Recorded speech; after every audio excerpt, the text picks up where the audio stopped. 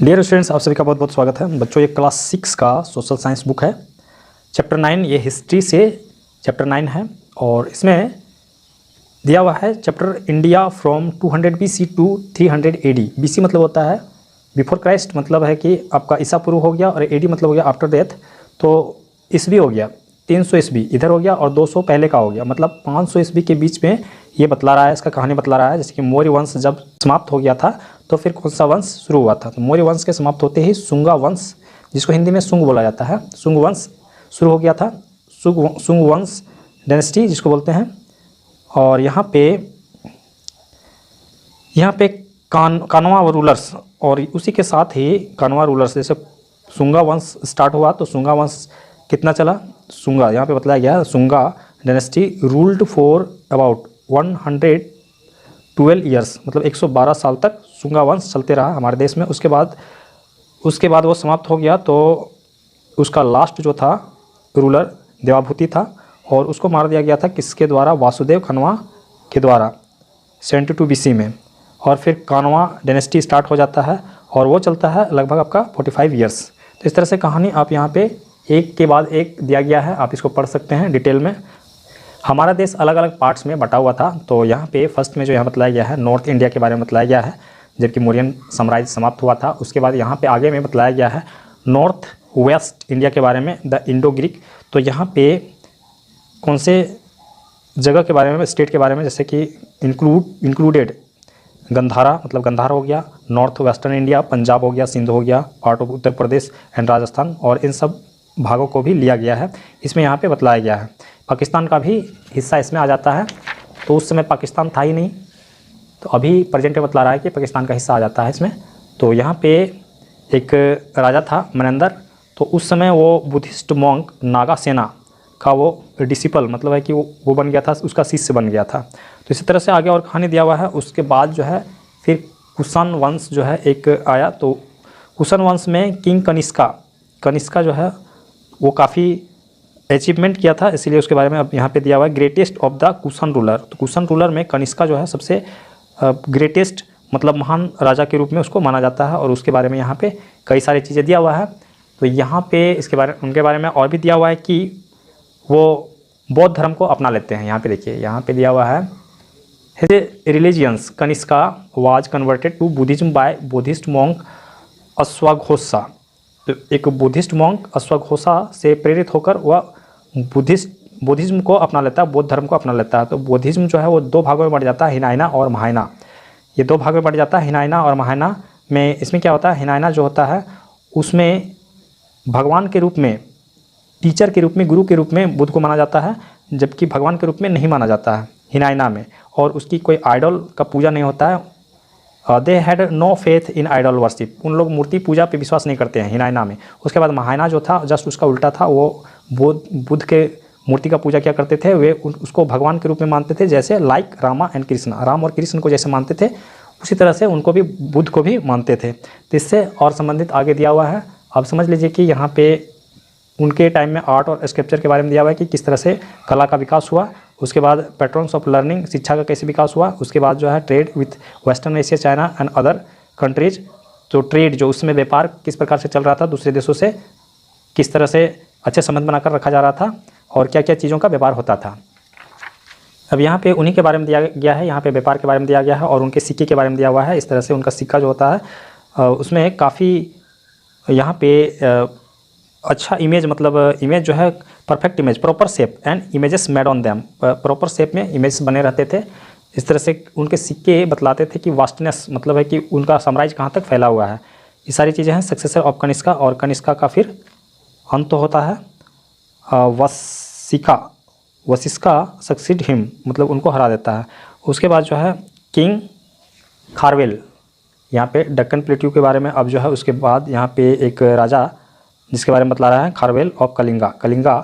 जब कलिंगा का युद्ध जब हुआ था अशोक के साथ, तो कलिंगा काफ़ी पूरी तरह से बिखर चुका था। उसके बाद वहाँ पे एक राजा होता है खारवेल, जो कि उसको विकसित करता है। उसके बाद फिर एक राजा आता है सतवाहनास, और ये डायनेस्टी सतवाहना डायनेस्टी चलने लगता है। जिसका फाउंडेशन किया था सिमुका, क्वेश्चन में आगे दिया हुआ है।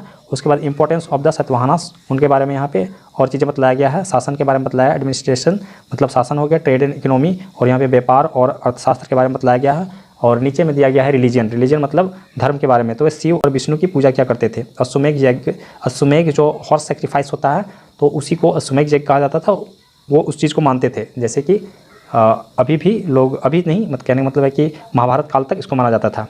आर्ट एंड आर्टिटेक्चर, तो यहाँ पे उनके कई नमूने ऐसे बनाए गए थे। वे लॉर्ड विष्णु और शिव की पूजा करते थे।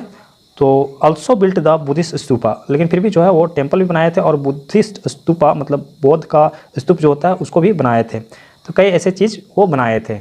अब आगे यहाँ पे रिलैक्स होकर इस चैप्टर को पढ़ना होगा, फिर इसको कहानी जो है आपको अच्छी तरह से समझ में आएगा। यहाँ पे साउथर्न किंगडम्स के बारे में दिया हुआ है, तो उसमें चोला किंगडम काफ़ी फेमस किंगडम माना जाता है। चोला हो गया, पांड्या हो गया, चोला किंगडम हो गया, पांड्या किंगडम हो गया, इसमें आप इसको डिटेल से पढ़ सकते हैं। उसके बाद चेरा किंगडम हो गया। उसके बाद संगम लिटरेचर के बारे में दिया हुआ है। संगम लिटरेचर, तो संगम जो होता है एक असेंबली को ही माना जाता है संगम। तो संगम नाम का एक लिटरेचर लिखा गया जो तमिल भाषा में लिखा गया था। तो ये क्वेश्चन जो है आप लोगों को आगे मिलेगा। इंपॉर्टेंस ऑफ साउथर्न किंगडम, तो साउथर्न किंगडम का इंपॉर्टेंस यहाँ पे बताया गया। देयर एडमिनिस्ट्रेशन, तो उसका शासन कैसा था। उसके बाद आगे में यहाँ पे उस चीज़ को यहाँ पे पिक्चर के द्वारा दिखाया गया है। यहाँ पे ये इंडिया हो गया, तो यहाँ पे साउथर्न किंगडम जो है ये पीला कलर का जो दिखाया गया है ये एरिया है। यहाँ पे चोलास दिखाया गया है, यहाँ चेरास दिखाया गया है, और पांड्या यहाँ पे नीचे में दिखाया गया है। आप लोग पिक्चर में देख सकते हैं। उसके बाद यहाँ पे उस समय का जो ट्रेड रूट क्या था उसके बारे में यहाँ पे बताया गया। लाइफ ऑफ द पीपुल, लोगों का जीवन कैसा था, लोगों का रहन सहन कैसा था, और धर्म को, वो किस धर्म को मानते थे। तो Ashoka had sent Buddhism to the 3 kingdoms of south, Jainism had also reached there. तो वहाँ पे बुद्ध धर्म को भी माना जाता, बौद्ध धर्म को, और वहाँ पे जैन धर्म को भी माना जाता था। इसके अलावा लोग वहाँ पे मानते थे विष्णु शिवा, जैसे कि हम लोग मानते हैं हिंदू धर्म में भगवान शिव, विष्णु, ब्रह्मा, इन लोग को मानते हैं। तो उसी तरह से उस समय भी माना जाता था। इस तरह से यहाँ पे स्टोरी यहाँ पे समाप्त हो जाता है। अब यहाँ पे जो है इसका समरी दिया हुआ है, तो समरी भी आप देख सकते हैं कितना लंबा है। इसका मतलब चैप्टर काफ़ी लंबा है। आपको बिल्कुल पीस माइंड में आपको पढ़ाई करना होगा, तभी इतना लंबा जो है आप स्टोरी को समझ पाएंगे। तो फिर चलिए मैं आप लोगों को यहाँ पे शॉर्ट क्वेश्चन आंसर कंप्लीट करवा दे रहा हूँ। यहाँ पे देख लीजिए, यहाँ पे है the last Mauryan ruler Brihadratha was killed by his army general Pushyamitra Shunga. तो मौर्यन वंश के बाद शुंगा वंश पड़ा था, तो पुष्यमित्र शुंगा जो था वही उसका वध कर देता है बृहद्रथा का, और शुंगा वंश पड़ जाता है। The greatest of the Kushan ruler was, Kushan ruler का सबसे महान शासक कौन था, कनिष्का था। The Sangam literature was written in, Tamil भाषा में लिखा गया है। मैंने बताया था कि ये क्वेश्चन आप लोगों को आगे मिलेगा, तो तमिल भाषा में संगम लिटरेचर को लिखा गया है। उसके बाद the Pandya rulers had their capital eight, Pandya ruler का कैपिटल कहाँ था, मदुराई था। आगे आप पढ़ सकते हैं चैप्टर में। द सतवाहना रूलर्स वर्शिप्ड, तो सतवाहना शासक जो था वो किसी पूजा करता था, शिवा और विष्णु का, शिव और विष्णु का। The South Indian deity Murugan is known as in North India, तो कार्तिकेय इसको जाना जाता है कार्तिकेय के नाम से। उसके बाद मैच द फॉलोइंग यहाँ पे दिया हुआ है, मैच द फॉलोइंग। यहाँ पे किंग मनेंद्रा, तो ये जो है इंडो बैक्टीरियन किंग था। उसके बाद रुद्रदमन साका स्टेप्स ऑफ उज्जैन, इसमें चला जाएगा। उसके बाद महायाना सेक्ट्स, ए बुद्धिस्ट सेक्ट्स, बुद्ध का एक पार्ट था, बुद्धिज्म बौद्ध धर्म का एक पार्ट था। उसके बाद अश्वघोषा यहाँ पे ऑथर ऑफ बुद्धा चरित्रा, अश्वघोषा इस बुद्धा चरित्रा का लेखक था। किंग खारवेल ये आ गया आपका ruler of Kalinga.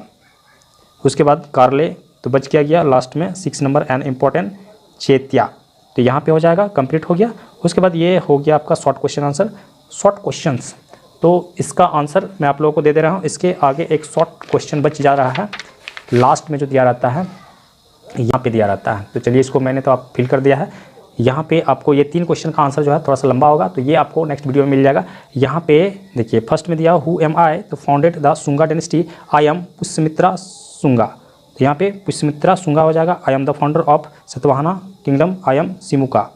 I am a sect of Buddhism, I mean greater vehicle, I am Mahayana. I am a Buddhist monk Menander become my disciple, I am Nagasena. I am the famous physician at the court of Kanishka, I am Charak जो है उनको काफ़ी प्रचलित नाम है, वो शल्य चिकित्सक के रूप में वो जाने जाते हैं। तो चलिए शॉर्ट क्वेश्चन जो बचा हुआ है उसका आंसर मैं आप लोगों को कंप्लीट करके दे देता हूँ। यह है चैप्टर 9 का short question answer. Name any 2 rulers of the Shunga dynasty. 2 rulers of Shunga dynasty are Pushyamitra Shunga and Devabhuti. Who was the founder of the Satavahana dynasty? The founder of the Satavahana dynasty was Simuka. What is meaning of the word Sangam? The word Sangam means an assembly.